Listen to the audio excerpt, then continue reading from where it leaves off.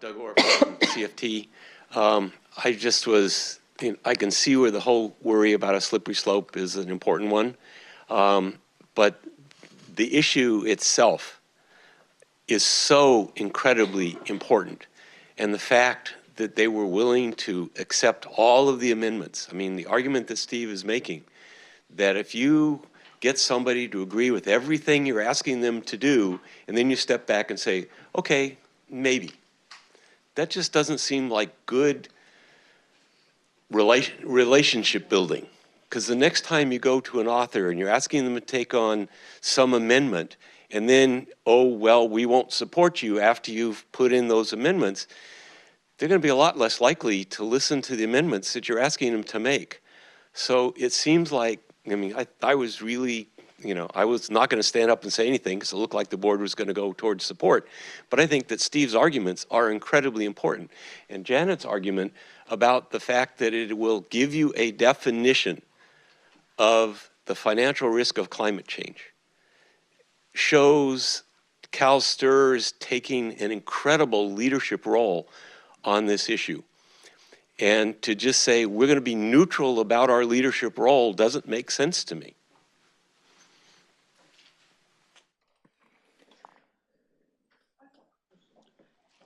Sharon? So I need help. Maybe it's because I'm sitting next to you, Harry, or something. It's contagious or something. But I'm struggling. I need help. I need help. I'm with you. Because we at CalSTRS, we are a leader. We have already taken leadership. We don't need to support new legislation. Not that we're independent and we're our own little island, but clearly in the conversations we've had, we've been at series. So to me, it's not an issue of us supporting this so we can be seen as leaders on climate change. I think we already are. I think we partner with a lot of legislators that care about climate change, and we communicate that. So I think I'm just trying to understand when we're using this language of a slippery slope and talking about reporting, I just need more help in understanding, clearly understanding the negatives of a support position.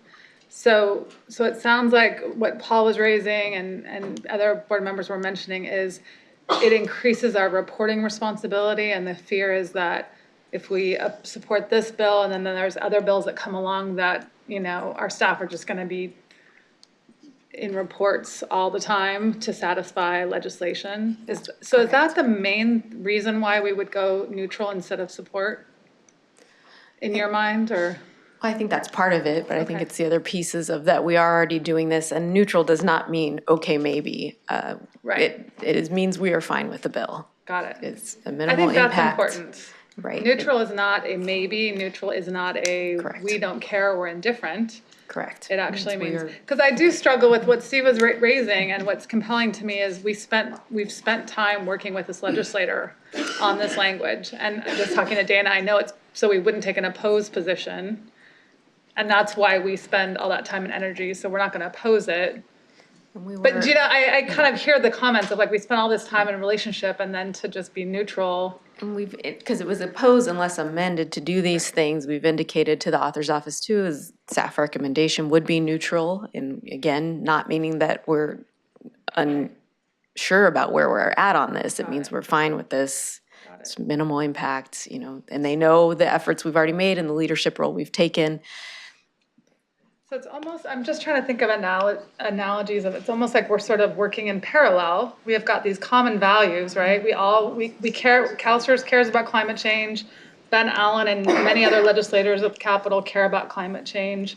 And we work together in these conversations at times where we get to kind of be iron sharpening iron, but it doesn't mean that we necessarily have to, sort of jump on that legislation to kind of, in some ways, maybe burden us with more reporting than we would want. But that doesn't mean that a neutral position means that we don't value the legislation or care about the legislation. It just means that it has maybe deleterious effects for our staff in terms of reporting. Is that fair to say?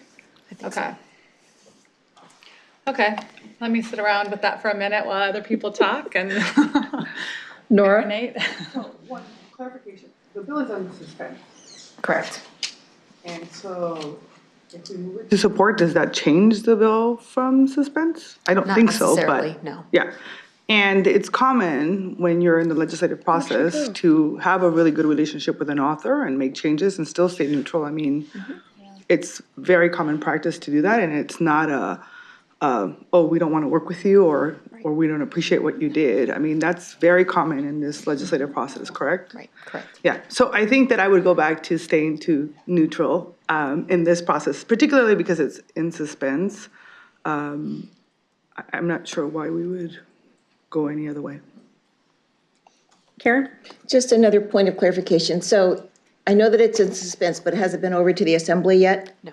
Okay. It's in the first house still. And then also, just to clarify, when you did meet with this senator, or the assemblyman, or Senate, I can't even remember, senator, that you went there oppose unless amended. You talked about the different issues that would make us not oppose unless amended. And then did his office understand that once those amendments were accepted, that we would do a neutral? That's what I explained to his staff. I didn't meet with the senator, but in the original bill, we were actually opposed, and then they shifted. We became opposed unless amended. So we actually took two positions last year. Okay. And then in working with them on the amendments we requested, the idea was that the staff recommendation would be neutral at that point in time. And then the author and staff were okay with that?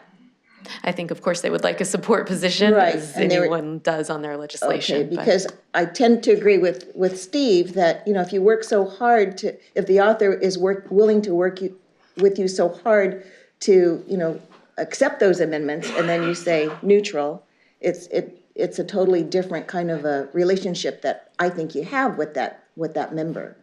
So, just wanted some clarification. Thank you. Welcome. Jacqueline? So just wanted to offer a comment, even though obviously I'll be abstaining on legislation. I think the important part is removing the opposition when, the board said that it would. They were opposed unless amended. I think moving to neutral is to be expected by the author. I'm sure the author would be really excited to have a support position, but the real commitment is to remove the opposition, and that will be the thing that's focused on is where is CalSTRS? Is CalSTRS opposed? And if the answer is no, people should be sufficiently happy. And having spent 8 years working in the Senate Appropriations Committee, there's very little discussion about whether CalSTRS is neutral or supportive of something. It's very much, who's in opposition. So in terms of the fate of the bill, just note for the genuine questions about whether it really impacts the fate of the bill, I think it would be very difficult to make an argument that neutral was somehow less strong than support and that was some sort of reason to hold a bill in suspense. I don't think that'll be the deciding thing. Sharon? So I just want to say, I am grateful for this board because I kind of feel like in the last day and a half and all our deliberations, it is clear to me why you have 12 or in our case 11 people on a board, because it only makes you smarter and more thoughtful. And so with that, I would move staff approval for a neutral position on this. Steve, you made a motion, right? Oh, I'm sorry. Oh, I know. I'm sorry. I'm sorry, Steve. So now she's I offering a know. substitute I'm to the sorry. motion. So is that a substitute motion? Sorry, Steve. And we're only on Is that the what I'm doing second now? day Am I of the doing a board. substitute motion? No, you're substitute motion Substitute for motion neutral? Is there a for second? neutral. Second. It's been seconded by Nora. Steve, you have that, right? Yeah. Okay. Well, yeah, you too. You know. All righty. It's your turn. A couple things. One is I can certainly count votes. I'm not blind, and I'm also not deaf. So I'm going to go with the flow on this one. I will take my half loaf here and hope that the staff in their letter, and I wasn't concerned about appropriations. Appropriations isn't supposed to consider the policy. They're supposed to consider the fiscal. I'm concerned about when it gets over to the assembly and what the Assembly Policy Committee does relative to a neutral position. That's why I am going to lean heavily on the staff and their representation that they're going to write a very nice letter that indicates that the neutral position is not intended to take away from the value of the bill or how we perceive it. And so certainly recognizing that I don't think I have a second, even if we were to try to reoffer another one, I'll go with the flow. But I just wanted to make clear why I was saying I was concerned about the way the staff position could be viewed. Absolutely. And I'm going we to get take it. staff's promise that they're going to write a nice letter to make me feel more comfortable when I go to bed tonight. All righty. Any further comments? Substitute motion is to go with staff recommendation of a neutral. All in favor, say aye. Aye. All opposed, nay. Any abstentions? And we have abstentions. So the motion passes. We will have a neutral. Thank you Joycelyn. very much for the thorough discussion. I appreciate it. And yes, we will get a letter drafted that reflects the board's comments. I do want to give an update on the two bills that the board took a position on in March. So if you want to flip to your matrix, focusing on AB 2571 by Assemblymember Gonzalez Fletcher, which the board had taken a watch position on. That bill required our hospitality subsidiaries under our alternative investments to report to us on gender and racial pay equity and sexual harassment issues. That bill was actually pulled from the policy committee, was not heard, and our sense is that it will not be moving this year. So I have not brought that back to you for a new position. And we will keep an eye on it, of course. I imagine it may come back next year, so we will be back if that's the case. And Joycelyn, the comments that we had, and the amendments that were proposed, that we saw, in March, those were all accepted by the author, correct? They were, yes. And there were a couple additional amendments. The policy committee also recommended even more amendments, which I believe the sponsor and the author were willing to take, but then did not have the opportunity to do so. The second bill you took a position on was SB 1031 by Senator Morlock regarding prohibiting cost of living adjustments if a system was less than 80% funded. The board took an opposed position on that. I was able to represent that at the committee hearing as well as with a letter, and that bill failed in committee, so it remains in Senate Public Employment and Retirement. And just last thing is updates on your sponsored bills. So AB 2052 regarding required electronic fund transfers of contributions for our employers. That bill has made it to the Senate and has been referred to the policy committee. It will be heard sometime in June. And the housekeeping bill, SB 1165, that bill is in the Assembly, so it made it through its first house as well, and it's waiting to be assigned to policy committee. Also probably to be heard in June. All right, thank you. Any further questions for Grant or Joycelyn? All right. Thank you very much. All righty, we have Pension Solution, Ashish, Andrew, and Graham. And my intentions are to break after this for about 15 minutes. I just want to mention a recreational event for anyone in the audience here that's hanging out. They're closing down the Riverwalk at 6 p.m. for walking. I know some of you might be going to the Embassy Suites. Tonight is the Sac, Mac, and Brew review, so it must be some beer-oriented event going on the Riverwalk. We just received notice that they'll be shutting it down from 6 p.m. to 9 p.m. The Riverwalk will not be accessible from headquarters during that time. Good. That means we have to walk around to go to it? Well, good time goal. It's a good time goal. I'd be done. 6 to 9 p.m. Okay, we're running late, guys. Okay, go ahead. Ashish, you gonna lead this? So today I will change my accent a little bit because it looks like I'm Graham. And good afternoon. So, first of all, whenever I bump any one of you, always ask about the pension solution. Karen in particular, whenever I see her, I say, how's pension solution going on? So first of all, I just say, we really appreciate your help and support and interest in this project. So we have a quick, we put together a very quick and nice summary where we are on the project, what we are doing since we met last time, what the direction we are taking, and we will talk about the challenges and risk and the next steps. So we met in February. You know that at the time we signed the MOU, and then since then we executed the revised Master Service and System Agreement. So just to let you know that I'm very happy to give you this, that we have a great addition in our team. John Veach is here, is taking the senior counsel role in the project, and he was with us when we did the contract. The first contract when we started the CGI, he was the author at that time. He working with our team. He has a good relationship with the leadership team, executives. So I'm very thankful that he joined Castor back. And right away, he didn't have a time for honeymoon period. It's just right away we put into the agreement in there.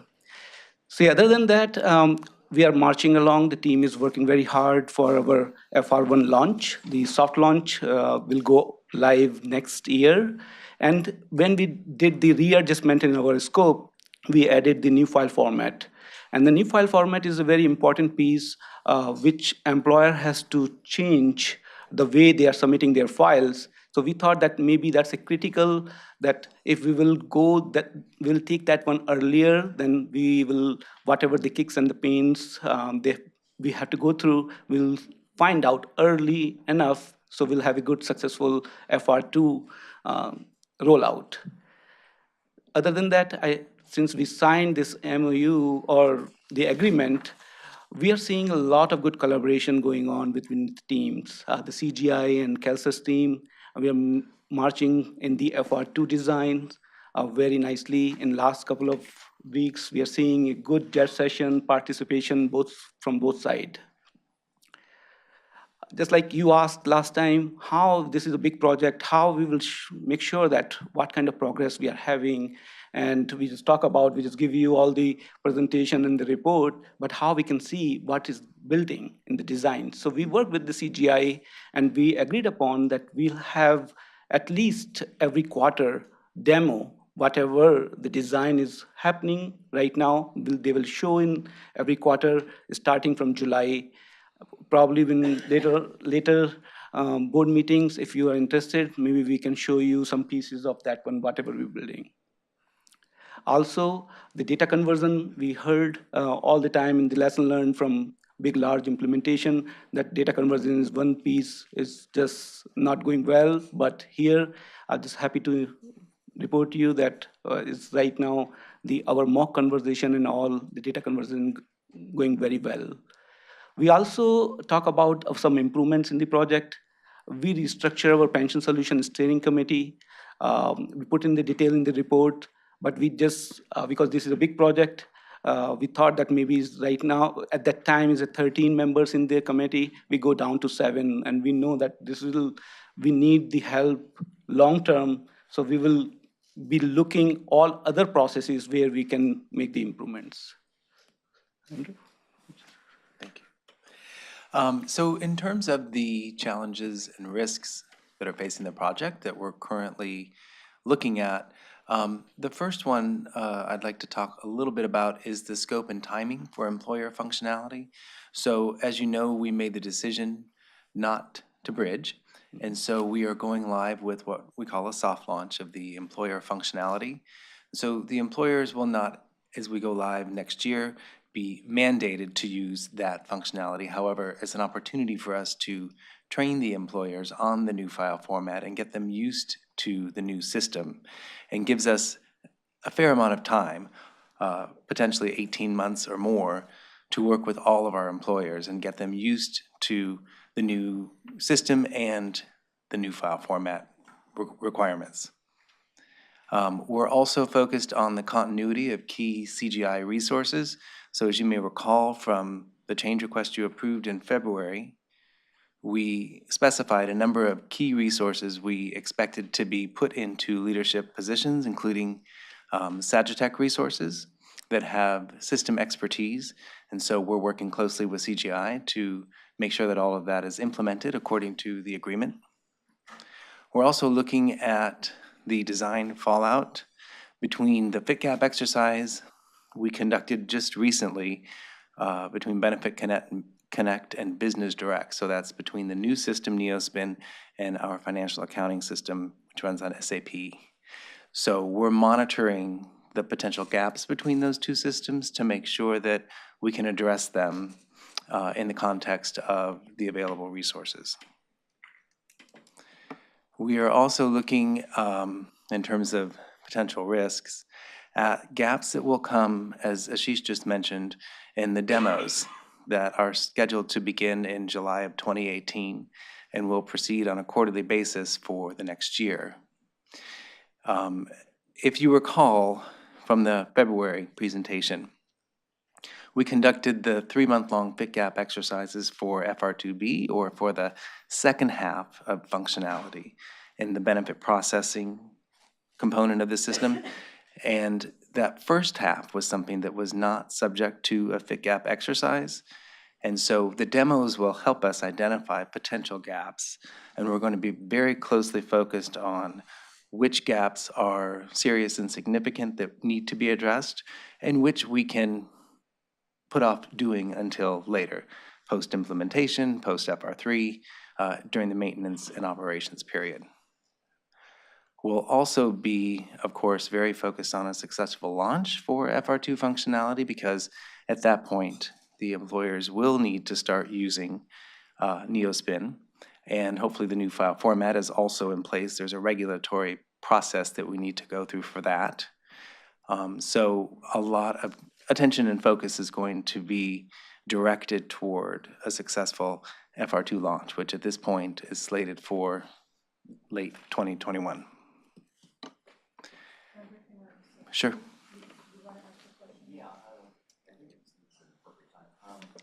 It says previous schedule CR 59 on the chart on page 243 on the table, excuse me. When was that as of? So when would we have adopted those benchmarks? I'm trying to discern how long ago we had adopted those benchmarks. So, go ahead. That's the December 16, 2016. 2016? 16. December. Okay. So it's been approximately 2 years since we've now are changing the schedule to conform. I'm just to get your answer on the record. So none of this is a result of what we approved in February. This is in conformance with what we did in February. When you say none of this, Well, none of the schedule changes, I'm assuming, are done in conformity with the additional money that we provided in February. That's correct. Okay. Okay.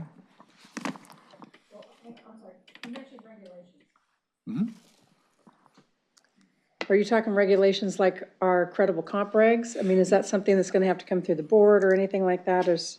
Yes, that is my understanding. Okay. I don't want to speak out of turn. Joycelyn is here. However, I do know that our file format is subject to the regulatory process. So if we're changing what we're requiring the employer to report, that needs to go through the regulatory process. We just need to be prepared for that when that time comes. Yes. Thank you. So in terms of next steps, as we look to incorporate all of the tasks associated with what you approved in CR 130 Part B, relative to the timeline, the resources, the assumptions, the teams are working to implement all of that. We've got a long checklist, and many things have been accomplished, and there are a few more outstanding. We will look to finish that in the coming weeks. We will also establish a mutually agreed upon framework for determining new scope. This is something that we mentioned in our February presentation, and so what specifically is going on relative to this is both CalSTRS legal staff and external expert legal consultants are working with the CGI legal team to develop an agreed upon framework for determining new scope. So for example, the risk that I mentioned that's associated with that first half of FR2 functionality, that is something that, if there are gaps identified, we'll have an agreed upon process that we can go through to determine if this is indeed new scope or if this is something that is covered by our requirements and is not going to be new scope. We'll have that in place before the demonstrations begin in July. And then we're also undergoing a review of our change request process to look, as Ashish mentioned, for any additional process improvements we can make to streamline the way that we go through change requests so that we escalate them quickly if there's a dollar cost attached, to determine if we even want to move forward with that. And then before we devote staff time and resources to analysis. And then also, for the July meeting, you will see us come forward with a realignment of the pension solution budget. It will reflect the $34 million CGI contract amendment, along with the associated CalSTRS internal costs, which are a result of that two-year extension. And you can see some of the items that we'll be presenting. Please. Can I add to that? I wanted to, for one, it's a 30-month extension, so it's a 2.5-year period of time. And I just wanted to make sure that the board has that on their horizon, that we will be looking to re-baseline the budget in the July meeting. Now, it's not just the internal costs of our staff projected for those additional 2.5 years. We also have other ancillary contractors that are working on the project with expertise, either as subject matter experts. We have our business direct retrofit contract within as another cost associated with that. You have our oversight consultants. So all of those contracts do have a subsequent impact on the overall budget. So we will have the $34 million included, but we will also have the projections of the costs associated with the things that I just discussed. We might be looking at some of those service agreements and evaluating whether or not we need to restructure them, since we've restructured some of the content and some of the requirements that we've agreed upon with CGI, and whether or not we still need, for instance, our business direct retrofit contractor to still perform the same activities that they originally were engaged to do for us. So we'll be looking at all of those things. So I just wanted to make sure that that was something that you guys would be prepared for coming forward. I have to say, I'm really glad Jack and I had a conversation about this yesterday, and I don't think I was anywhere, I didn't catch from the write-up just what that could be, and the implications that 2-year extension had for everybody else that was around the periphery or even involved heavily with the project. So I'm glad you said something, because now I'm not going to be surprised so much by the number that'll be coming to us in July. Right, and just to give you some level set on what it was originally, we had, our original CGI contract was $136 million, but the overall budget was $251 million because of all of these other additional costs associated with it. So when we look at the projections, and we negotiated, I think, a very fair and CalSTRS beneficial agreement with CGI, but we still have those ongoing costs associated with it. And then what we'll look at, we don't know whether or not we would need to ask for new revenue or not, because we don't know what the numbers are going to actually be, and whether or not we would be able to cover it through our technology appropriations, because it is over a 5-year period, and we have the ability to use that money going forward incrementally. So, but we'll have a little bit more, we'll have the details of that in July, and a plan strategy on whether or not we would need to request any additional revenue or not. And I think when we went into it with the original budget, I think there was always the opportunity to have things change, and that we would be coming back and having to take a look at things too. All right, Karen? I think all of my questions were, Cassandra was able to summarize, because I was concerned about, I highlighted the number 3 on page 246, that the cost projected to include. So those will be additional change orders then? Or, because when you re-baseline the project budget, is that what you're talking about in terms of?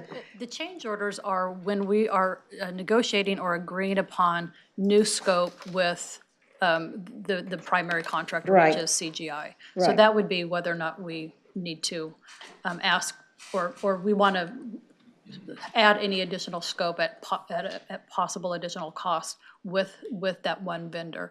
Rebaselining the budget is just allocating and accounting for the resources that we are using internally, because we have a run rate, we have staff that are dedicated to the project 100%, some of them at incremental periods of time, whether it be half-time or 3/4 time or whatever.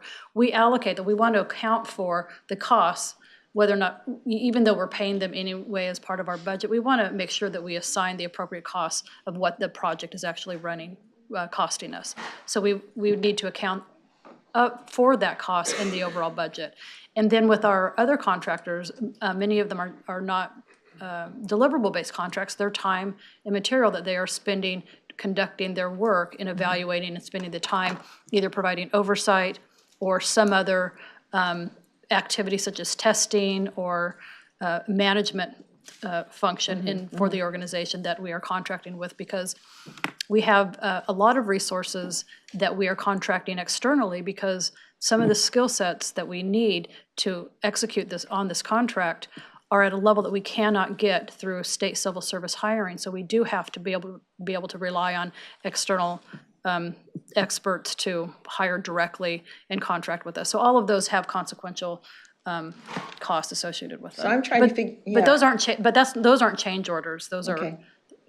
Contractual Yeah, just- agreements. yeah. So I'm just trying to think, in July, when you say you're gonna come back with us in possible costs affected by all of these additional work, I guess you can call it, what is that gonna look like? Is it gonna be like something that we have to approve it, but what is that gonna look like? Is it a narrative, it's a summary, or I don't know. We're going to have a detail of all the costs and how much we've spent in the different categories. We have the budget line itemed out already when we built the budget for the project to begin with, and then we will go through and project what the costs will need to be to carry us through these next 30 months additional time, and then that will have, it'll be incremental. So you'd be able to see the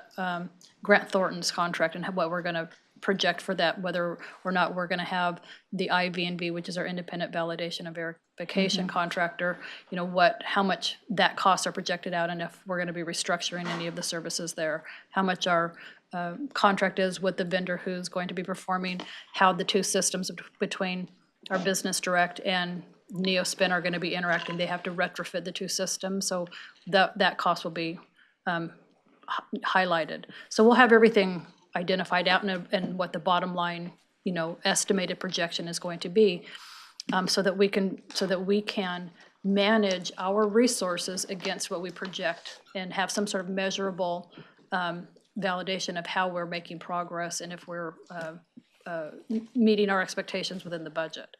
So it'll be the original, the additional, and then the final. Right. And then maybe the total overall that we've contributed or allocated for this project? Exactly. Okay, thank you. Joy? My questions were answered. So. All right. Okay, so the final next steps to discuss are, we will, as we've discussed, continue to restructure the project according to the improvement initiatives that we brought before you in February, and as Ashish and I have talked about a little bit in this presentation, opportunities that we're seeing to streamline our processes and make changes to staffing to help support the needs of the project. So for example, adding a CalSTRS project director, we have repurposed an existing position so that we can devote that to the project and provide additional leadership capacity, because on a project this large, with as many resources, work streams, and activities that are kind of going on simultaneously, it's important to have the appropriate leadership capacity to make sure that the right hand knows what the left hand is doing and acts as efficiently as possible.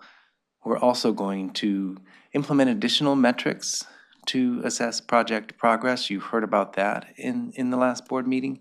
And so we're looking at all of our existing metrics, determining how best to present them in dashboard views for the board, for the sponsors, for the executives, for the project management team. And we anticipate bringing that to you in July as well. With that, are there any other questions we can answer? I have one more. So when we're talking about the employers that we're going to use for the pilot group, I'm curious about the demographics of that group? Are we going to look at, so we have, how many reporting agencies? 58? More than that, I think direct reports is 60 to, in the low 60s. Okay, so we'll take a look at a large district that's a direct reporter. Yes. We're gonna be taking a look at a county office that's a reporter. North, south, Yeah, so as we go urban, through, rural, that kind of stuff? as we go through the soft launch process, I mean, as you've heard, we've already done extensive work with the employers through the employer forum, holding bi-weekly webinars and meetings. We're also in touch with a number of other pension systems, including CalPERS, who've gone through these implementations. And I personally have learned a lot about what works with employers and what doesn't, and using that information to make adjustments to our employer readiness planning activities so that we can make sure to reach the employers in a meaningful way and in a way in terms of the training activities that they're engaged in that are relevant and will set them up for success once we go live. So my thought is, would it be beneficial to do something like LAUSD, which I'm sure is a direct reporting to us? Yep. If they get in on the pilot program, maybe by the time that actually has to be implemented, they've already worked through their issues? Right.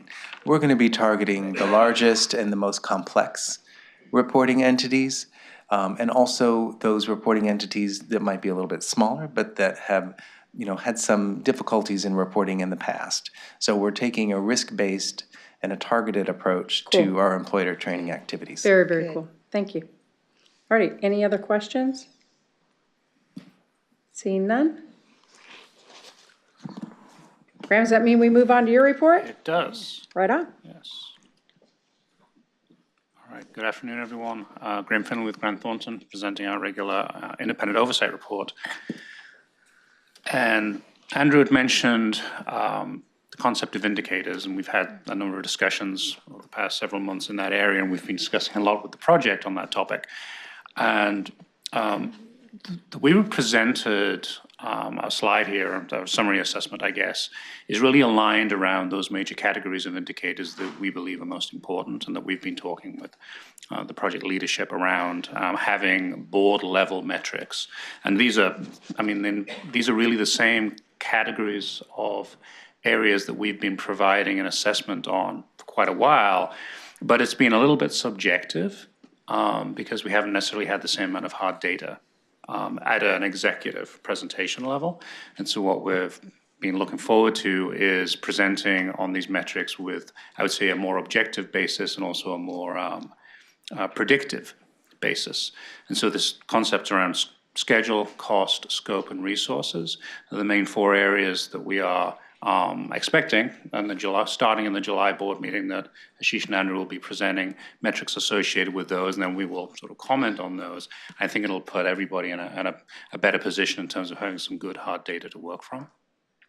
I think there's the status, I think, has been mostly covered by Ashish and Andrew in terms of these major areas, but just sort of very quickly, we are expecting that the baseline project schedule that coincides with the agreed change order should be in place by the end of the month. And so there'll be a detailed plan that's resourced that the project is working against.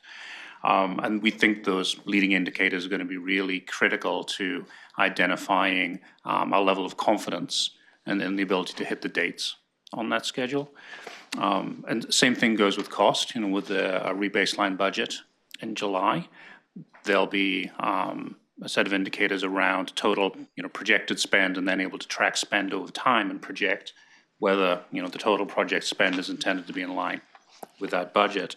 There was a mention made of these guiding principles for classifying new versus existing scope, and we think that's going to be really important, as Andrew said, to get in place before the demonstrations happen in July around FR2A scope, so that the process of determining whether something is in scope or not in scope and whether there may be a cost associated with it are agreed to before you get into that point. All right? And that's going to be a process, I think, that's going to be requiring a proactive management through the rest of the project. There's been a credit balance created that the project has available to it for additional scope, but it's a limited amount of money. And so the project is putting in place processes to manage that pool of money very carefully and make sure that it's, it's spent on the appropriate way and appropriately prioritized. And then in terms of the scope, we were very happy to see the agreement to do demonstrations on a quarterly basis. We've had some conversations about that. And I think the approach that the project has actually put in place goes quite a ways beyond what we were thinking of. We've sort of put together some recommendations around a minimum set of demonstrations that we thought would be sufficient to help give some early warning if there was some challenges around what was being built. And the project's gone quite a bit further than that. And so we're looking forward to that being a really valuable addition from a risk mitigation perspective. And again, July will be the first chance to go through that exercise. So it should be interesting to see if it's proving as useful as we hope it should be. And then on the resources side, as has been discussed, there is a detailed resourcing plan in place. I think some of the key things that we're going to be monitoring are the appropriate people in the right room at the right time. And so that's on both the CGI, the team CGI side, as well as the CalSTRS side. And then we expect to be able to monitor utilization of resources against the plan on a regular basis so we can see whether, in fact, the right people are being applied to the right tasks on both the vendor side as well as CalSTRS side. So with those metrics in place and being monitored on a regular basis, we think we should have a good management machine, if you like, in place that we can help early on catch any risks to project schedule or to the delivery of the software being off track. In terms of challenges or risks, I think Andrew had mentioned a number of them. I think we would concur and probably highlight the two here as the primary ones we're focused on. So the first is the extent that the solution as built delivers the functionality that CalSTRS is expecting. And the fit gap exercise that happened in the fall was intended to mitigate that for a lot of the FR2 functionality. But as has already been mentioned, there was a portion of the FR2 functionality that didn't go through that fit gap before it got through design. That is the functionality that will be demonstrated in July. And so that where we see the greatest risk that there could be some gaps. So it's all the more important for those guiding principles to be figured out in advance of those demonstrations, and the process for the demonstrations really to be thought through in detail so we understand the mechanics of the meetings and how, if there are some questions or disagreements that are raised, how those are going to be handled, and that process is in place. So planning for those demonstrations has started. There was actually a kickoff meeting, I think, earlier in the week, but that's going to be something that's going to be ongoing over the next couple of months. And then the second major risk is the extent of the project actually able to deliver on the schedule. Again, we think the metrics will help.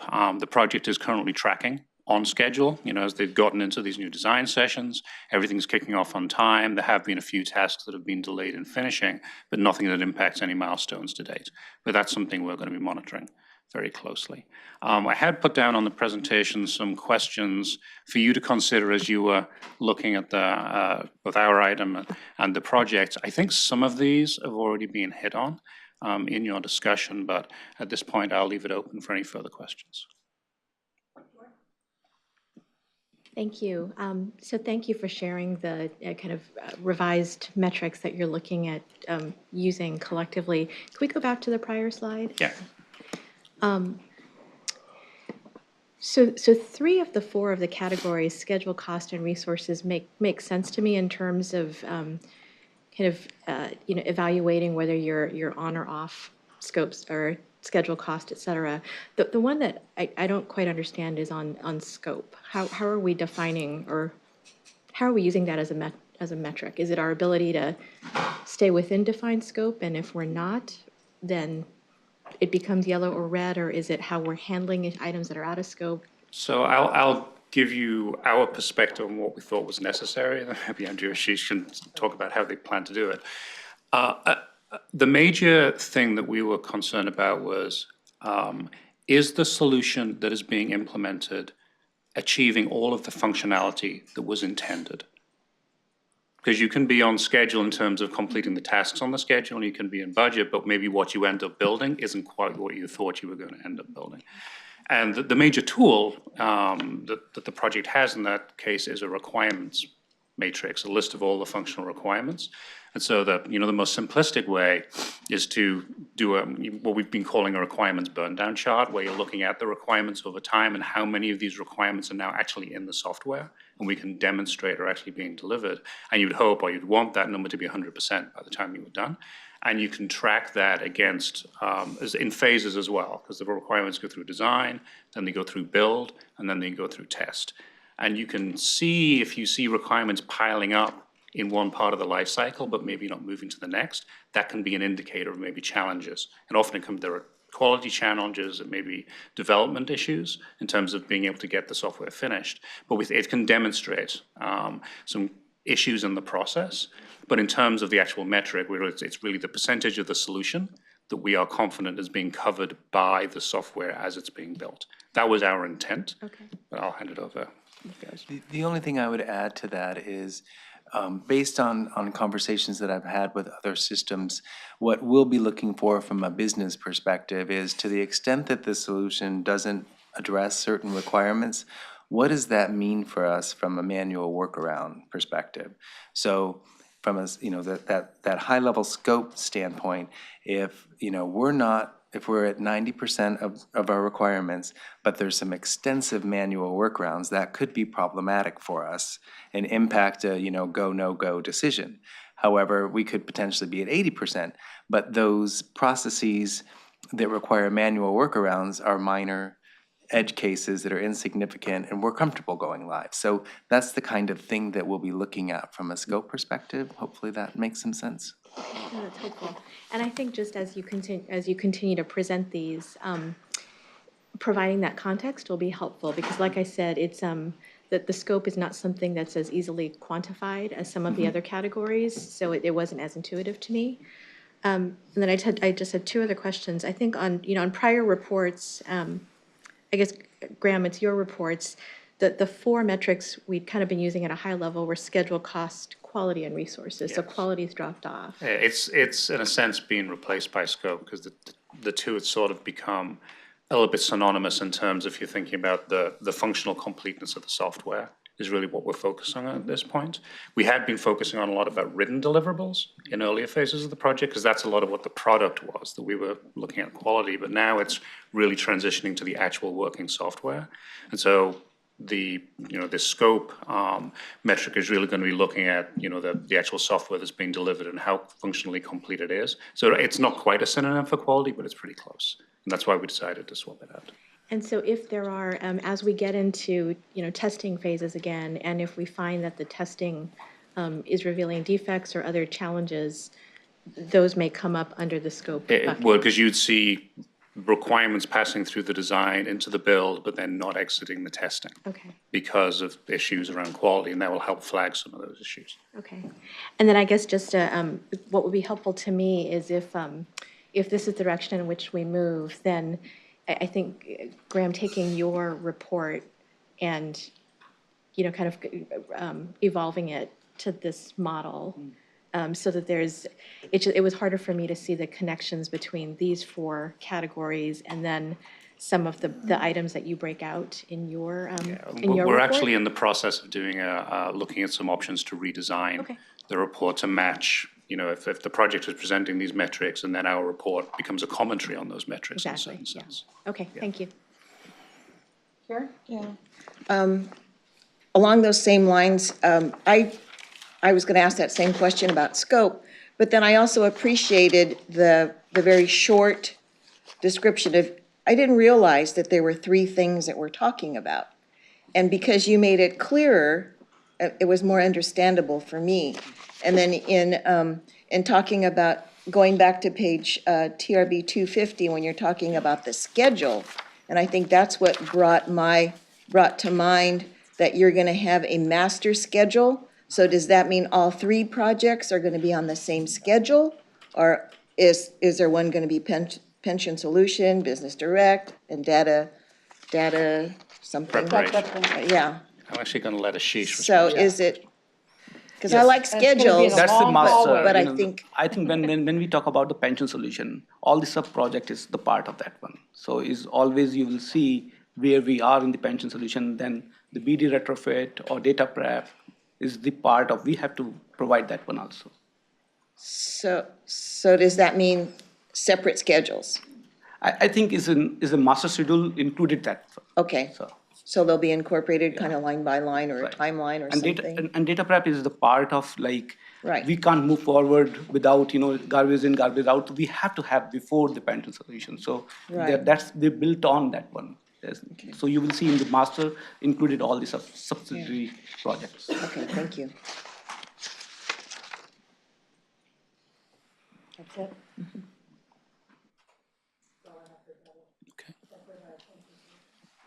Thank you. Thank you.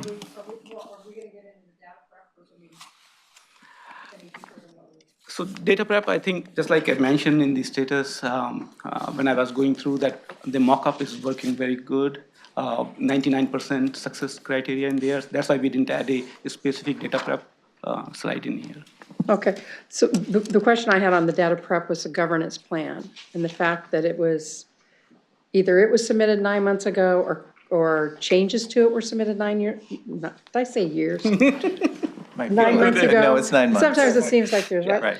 So 9 months ago, or it was submitted, the actual plan was submitted 9 months ago, but that's still something that's not to be, that's something that's not been resolved yet? Is that going to be resolved anytime soon? Yes, we are going to fold the data prep governance into pension solution. Got it, got Because it. as she said, it is a sub-project of pension solution, so it makes sense for that governance structure to reflect. And so we really just need to finalize the documents at this point. Okay, perfect, super. And I look forward to the new reporting.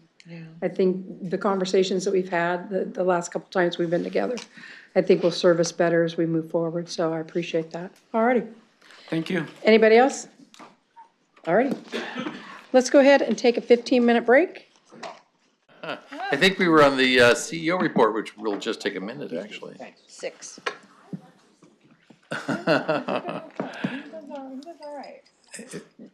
Should I go for it, Dana? Absolutely. Oh, you ready? Okay. Hey, Call it back into order. Just a couple things to amplify what I gave you in those couple pages. We try and focus on some of the internal operational issues in the report. But first off, I want to make sure everyone realizes that we have Lucy Arbuckle as our acting Chief Financial Officer. And she's sitting right there, but she left. She's gone. Doggone it. She was there. She's signing check. Well, yeah. Here she is, wave. Woo!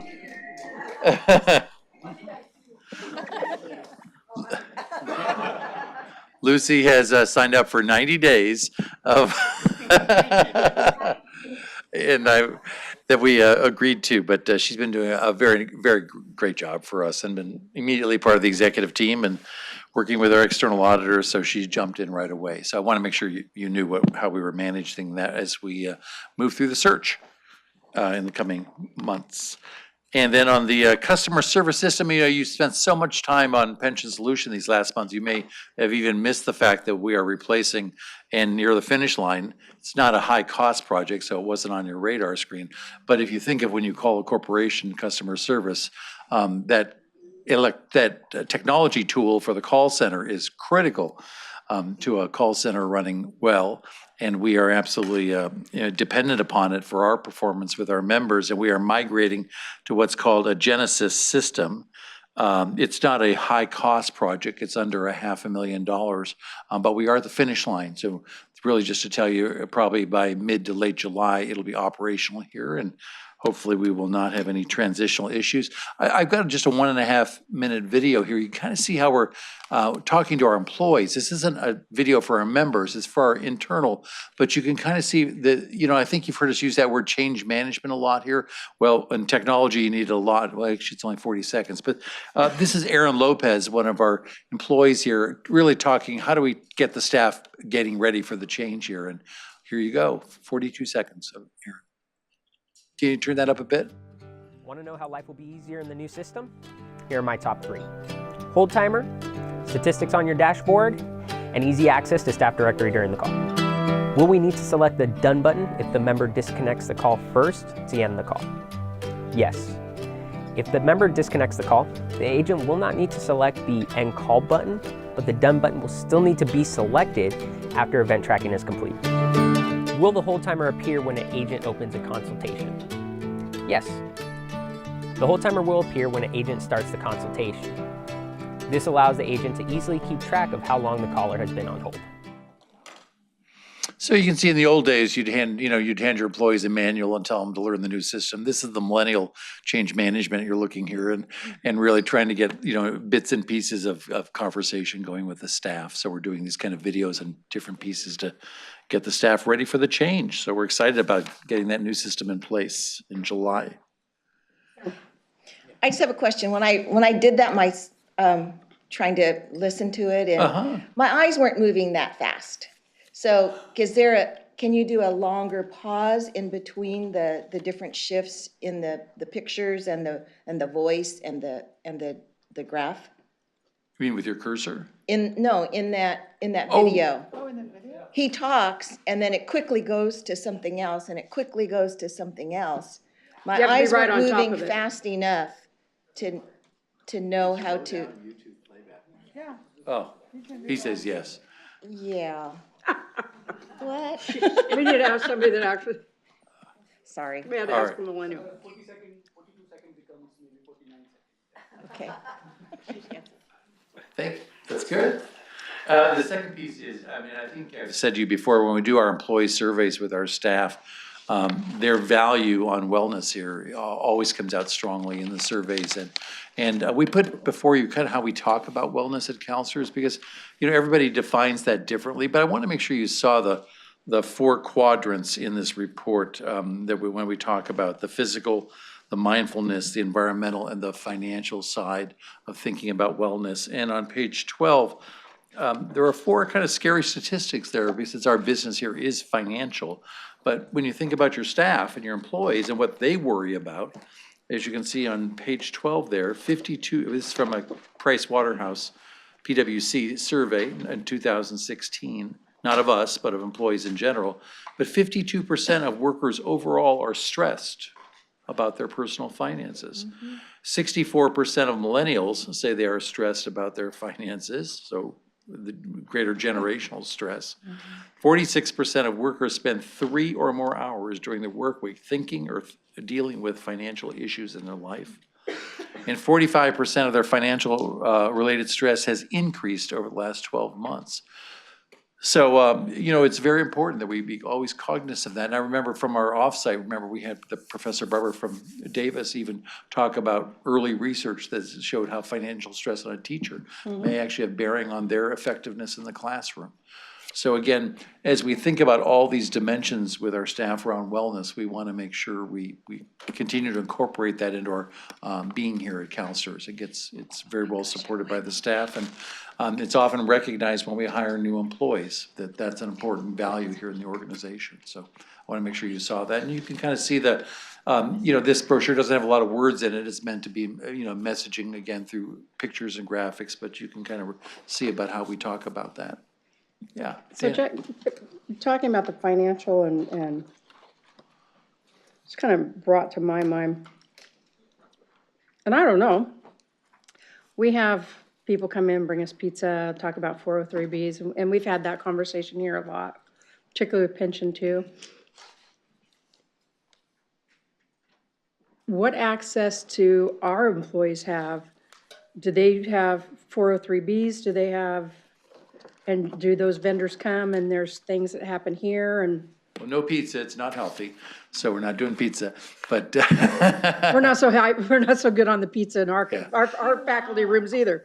Well, it's funny you say that. I'll take 2 minutes on that because, you've seen that iconic piece that we do for our members in terms of the Globe, where we try and talk to a young teacher with the defined benefit plan, the DBS, and then pension too. We want a young teacher to realize a holistic retirement from day one is all of that. This isn't a DB system, it's a retirement system. And the state fails at that, actually, I would have to say to you. From CalPERS, we get communications that are about a defined benefit plan, a defined benefit system.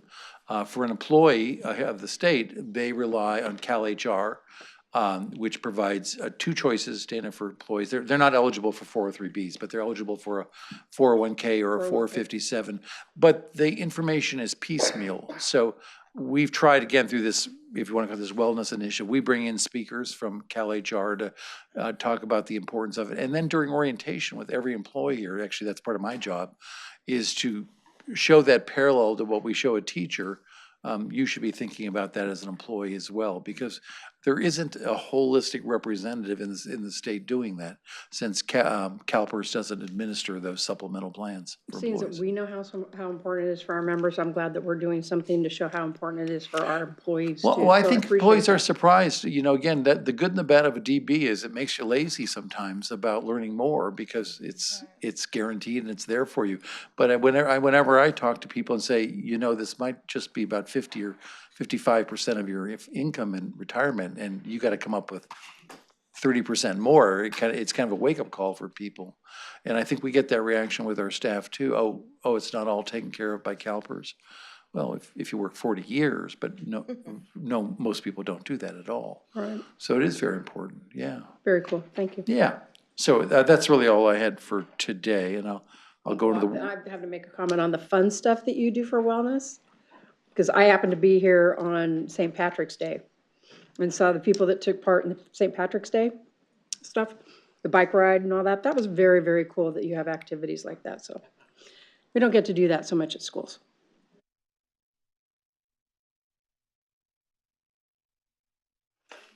For being a workplace of choice, or So do the work plan, do you want me to? Next, if we're good, and I do want to make maybe a suggestion on change here on the work plan. Sure. But if you want to look at this, I worked with Sharon and Dana on getting a first draft. We're not approving this today. This is what you get next month. But for those that are doing committees, we're trying to get them as clean as. This one's a little different for this coming fiscal year. I highlighted for you the 4 key elements of it.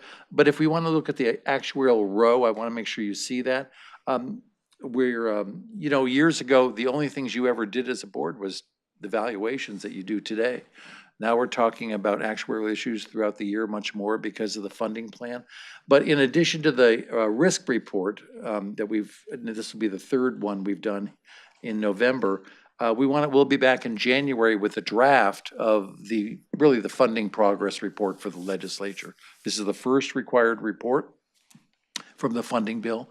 So it'll be a very important one. And we really need to talk about the messages you need in that report. You heard David talk about there could be strengthening suggestions we might suggest.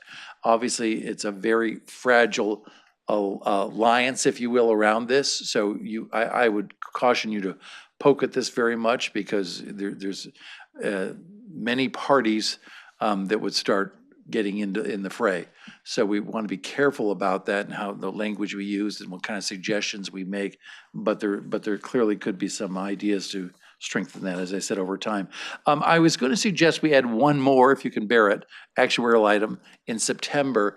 And that is, we still, unfortunately, the North Star and all the stuff that we do here with you on funding is being 100% funded. That's the ball game for sure. It takes a long time to do it, but it's the North Star. Unfortunately, we still have some stakeholders that don't have a full appreciation for that, and there's differences of view, and some hang on to that old messaging that we had from, if you've been around a bit in this business, that if it's 80%, life is good, and you can go back and worry about something else. But your risk report has so vividly shown the dangers of that focus that we really think and talk about this very differently today.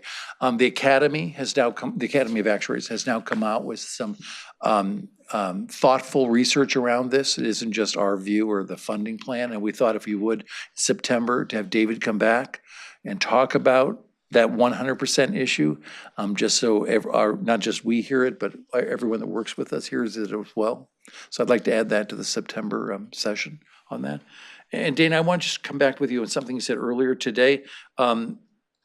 We've kind of brought all the actuarial stuff into this committee, but then I heard you say you'd kind of like the benefits committee to thrash the policy around, which is fine. I just want to make sure, do you want that piece pulled out, the piece that Paul raised earlier today about looking at the policy for setting interest rates on that? Do you want to place in that other committee? And we'll do that on that work plan if you prefer it.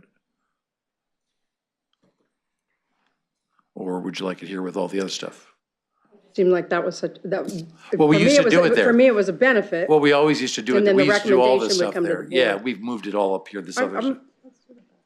Let's do it in benefits and services. Okay, and then, thank you, and then on the pension solution project, I think already Cassandra has kind of highlighted some of the milestone discussions you're gonna have on that project in the coming year. On the long-term facilities plan, we've got together and kind of, in our minds, thought through what we would present to you each of the coming board meetings. So on the work plan, we put sessions coming up for July, September. And the idea was that in November, it would all be laid out for you, the alternatives around the facilities plan, and we would really seek a final decision from you at that time. But I think we can accelerate this a little bit more so that our goal is this.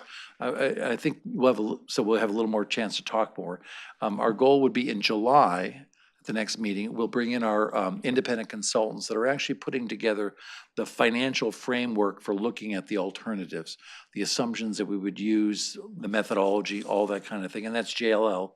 And they would show you that methodology, and that way we just get everyone's feedback. Does this feel right to us, what we're gonna put together when we come back with the final analysis? We'll also put together for you the information that Paul had requested around looking at bond financing, and we've retained a law firm that you'll know very well, and probably guess who's the expert in that area, that is helping us think that piece through as well. And then we'll also, in July, bring you up to date on what the architects for the $8 million we had authorized to study the building alternative, what they have done to date. So you can kind of, there's so much activity around that internally. I think you'd want to know how we're spending the money. So it's time for you to kind of see that as well in July. And then in September, I think we can come pretty close to bringing back the actual analysis and talk about it. And if there's something not there, again in November, rather than just dumping it all on you in November, let's make a decision. So does that feel right, Lisa, kind of like we talked about it? So I think that's we're going to try and accelerate it, like I said, so you get a better chance to talk about it twice. Okay, so that's the No, the decision's still November. Information we have access to make the decision. Yeah, I just think that works better. So there's more time with it. appreciate Because that. it's a weighty decision for all of us, and we've learned some things from the experiences with the architects that changed our thinking. So I think it's good to talk that through. This is the year that we would embark on refreshing the strategic plan. Amy and our internal staff are working with the executive staff in July, and then we would work with you on your thinking at the October offsite. And those are the kind of the four big work streams that run through the work plan for the year. The only thing I would highlight, just so so you understand why it's on there, in the July meeting, you'll see on their board election, and of course, it's not the election we just did today. We actually have to have a formalized process around our 3 board seats that are member elected. Harry, Sharon, Dana. Those seats are up for election in 2019. So in the July meeting coming up, we will lay out the time frame for you for how we have to conduct the process for submitting nominations and all that kind of stuff. And then have you kind of approve a notice of election and all that kind of stuff. So we have it all ready for the election in 2019. So it's about that election. I think that's the big stuff that's on the plan. So we'll be back in July with this. If we missed anything that's of interest to you, we'll do it when we talk about it in July. Sounds good. Any questions of Jack? All righty, moving on to our consent agenda. You have the enterprise risk management report. And actually, we can take 8 and 9 together. There are, yeah. All the 9? All the 9s. So at your seat, you should have the written reports for the committees. Appeals has an item, so Michelle, if you want to chime in, and then I'll do comp afterwards to read those into the record and to have the vote on that. We're making some editorial changes to the minutes. There were a couple of instances where words were dropped. There isn't anything of substance. So instead of bringing those back, I'm hoping that you're willing to, Brian and I have already talked about them, that we just put those in. But if the board would like to see what those changes were, we can bring those back in July and have you approve the minutes then. Board member education has been revised. You have a new copy at your seats. And Jack, do you want to take any questions that anybody might have on these consent agendas? Or would you rather we have them pulled?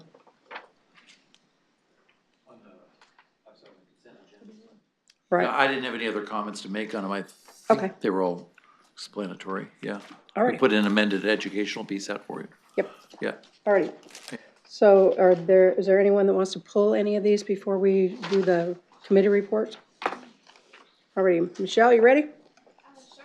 All righty, let's go. Chime in as requested, but it's very straightforward. It updates our committee charter to just bring it up to date with the proper authority and section codes of law, as well as updates the proper titles of the folks who help us out on that committee. Okay, we have an action item from the appeals. Do you have this? I'm sorry, you're not talking about 9E? It's the second page in. It's the motion that the committee has to. Oh, the presidential revisions to the decision. I charter, yeah. apologize. Would you like me to read that? Please. Okay. All right, so the appeals committee met on Friday, February 9th, 2018. You don't have to read the front part, you just only have to read the actual motion itself. Okay. By direction of the appeals committee, I move to adopt revisions to the appeals committee charter, which I just mentioned, which clarify the committee's current authority and responsibilities, as well as update the titles of relevant staff position as further detailed on APP 57 and APP 58. That is what I said, right? All right, are there any questions of Michelle on the charter changes? Alrighty, then for comp committee, we also have an action item. By direction of the compensation committee, I move to adopt the technical housekeeping revisions to the benchmark definitions for inflation sensitive and innovation strategies within administrative procedures for the Teachers Retirement Board compensation policy, section 700. And there are any questions on that? But I would entertain a motion to approve the consent agenda for 9. I guess we don't have to. 8 was an information report. So just on 9, A through E. Lynn has moved to approve. Is there a second? Second. It's been seconded. Are there any polls again? Last chance. All in favor say aye. Aye. All opposed nay. Our consent agenda is passed. Steve, I think we had a lot of information requests. We don't have any items referred by committee, but we do have information requests. I think we put some of that into our work plan. Did we miss anything? Yeah, so without going into too much detail, there was a lot to be said on item 3D with respect to the SBMA. The committee requested a lot of information with respect to the demographics and a lot of other analysis, so I picked up that. And then also on 3F, with respect to the death benefit, there was a request to have an update on the cost of death the next time around. So those two. All right. Thank you very much. Jack, do you want to go over the agenda? We're not letting you get out of here early. Okay, stay for questions. Trying to run. Do you have a handy? Can I just peek over your shoulder here?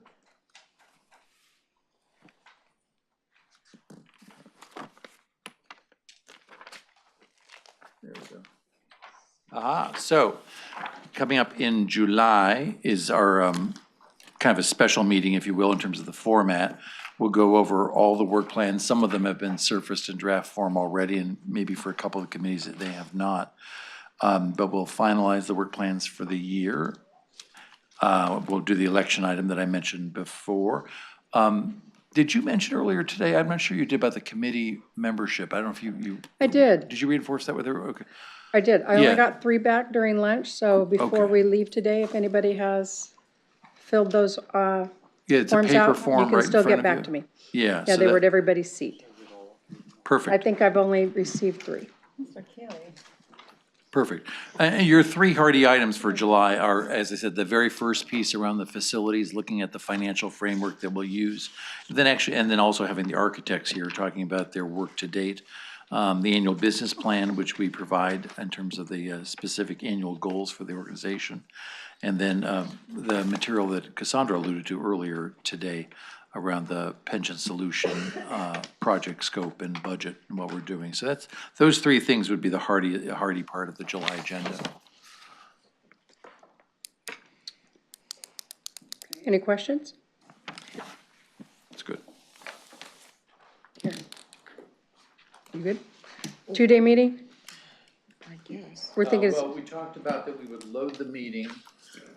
Sorry, that the first day of the meeting, we were gonna do different, the controller had requested that we align a little bit better with CalPERS, if you remember. Right, that's So right. the first day, we haven't gone through this specifically, but I thought for sure the first day you'd want to do the appeals committee. They're not on it.